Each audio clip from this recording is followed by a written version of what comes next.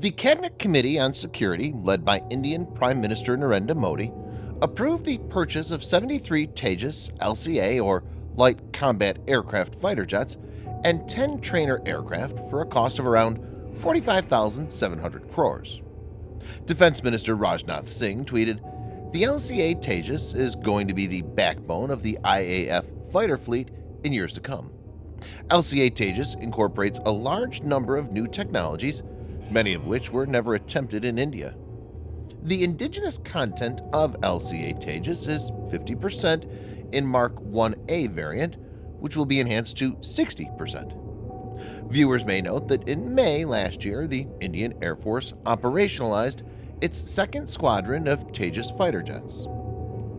In this video, Defense Updates analyzes how good actually is India's Tejas light combat aircraft. Let's get into the details. This video is sponsored by War Thunder. If you are, like us, fascinated by military vehicles and technology, I recommend you give War Thunder a try. It's a military vehicle combat game which you can download and play for free on PC, PlayStation 4, and Xbox One with cross-platform support. It has a huge variety of more than 1,200 playable aircraft, tanks, helicopters, and ships from the 1930s to the 1990s, which you can take to battle on land, in the air, and at sea on more than 80 theaters of war. War Thunder's been kind enough to offer all Defense Updates viewers a special bonus, which will grant you a free premium tank, aircraft, or ship, and 3 days of premium account time for registering using our link in the description below. So take the plunge and join more than 20 million players from around the world. India has been dependent on Russia and France when it comes to fighter jets. But there are several issues when a nation is dependent on imports when it comes to a critical military asset like a fighter jet.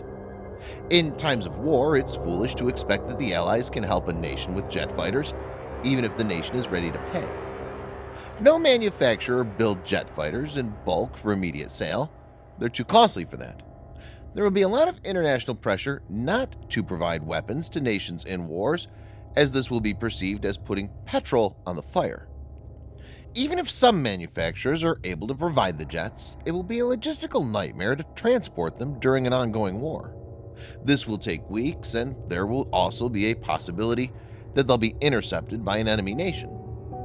These considerations have to lead to the decision to develop a homegrown solution. Tejas is the first fighter jet India has developed. It's been the center of considerable attention in India as well as around the world. It's received lots of criticism also, due to the extended development timeline of more than 30 years.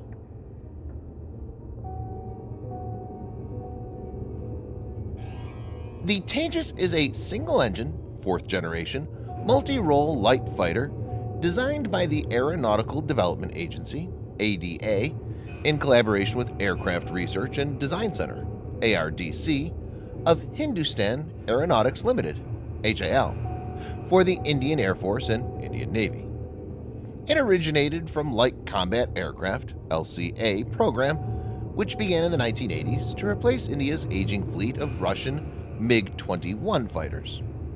In 2003, the LCA was officially named Tejas.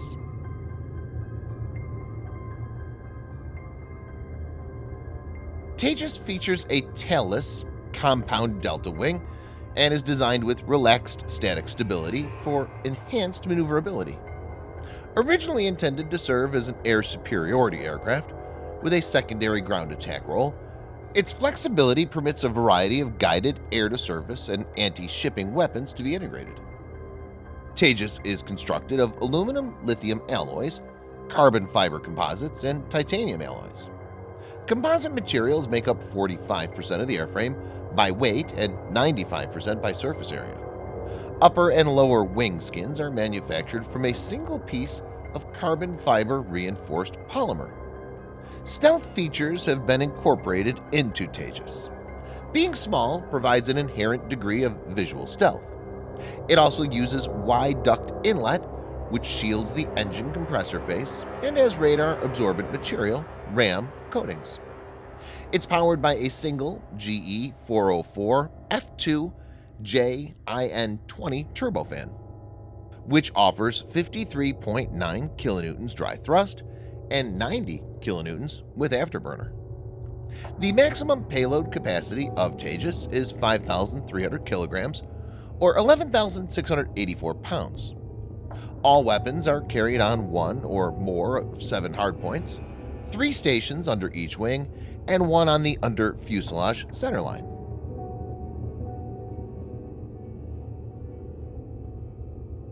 The latest variant has several new upgrades. 1. It's equipped with an Israeli Lca Active Electronically Scanned Array (AESA) radar. An AESA radar has a longer range and better resistance to jamming. The radar will be replaced with an indigenous one named UTAM AESA radar, being developed by the Defense Research and Development Organization, which is not ready. 2. The variant will have mid-air refueling capability. This will help increase the range of the fighter significantly. Air-to-air refueling capability will be a force multiplier for the IAF, as it will give the Tejas the capability to stay airborne for much longer periods of time. 3. Equipped with a significantly upgraded radar warning receiver (RWR) system, the Mark 1A variant of the fighter will be better prepared to detect and defeat ground-based and airborne threats. A radar warning receiver detects when an enemy aircraft's radar picks up one's own aircraft and alerts the pilot. 4. Tejas Mark 1A will also be equipped with an external self-protection jammer (SPJ) pod.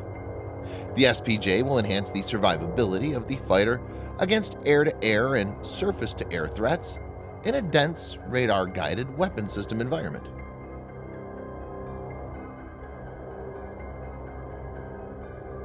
Tejas has been tested with Russian Vimpel R-73 for close combat scenarios. It's also fired Israeli Derby BVR, or Beyond Visual Range Missile, in radar-guided mode. But a major breakthrough is expected to come this year when it's integrated with Astra Beyond Visual Range Air-to-Air Missile, BVRAM. The Astra missile is developed indigenously by DRDO, or Defense Research and Development Organization. It features mid-course inertial guidance with terminal active radar homing. Astra is designed to be capable of engaging targets at varying range and altitudes, allowing for engagement of both short-range targets at a distance of 20 kilometers or 12 miles, and long-range targets up to a distance of 110 kilometers or 68 miles in head-on chase mode, and 20 kilometers or 12 miles in tail chase mode. It carries a 15 kilogram or 33 pound high-explosive pre-fragmented warhead activated by proximity fuse. The missile will give a potent punch to Tejas.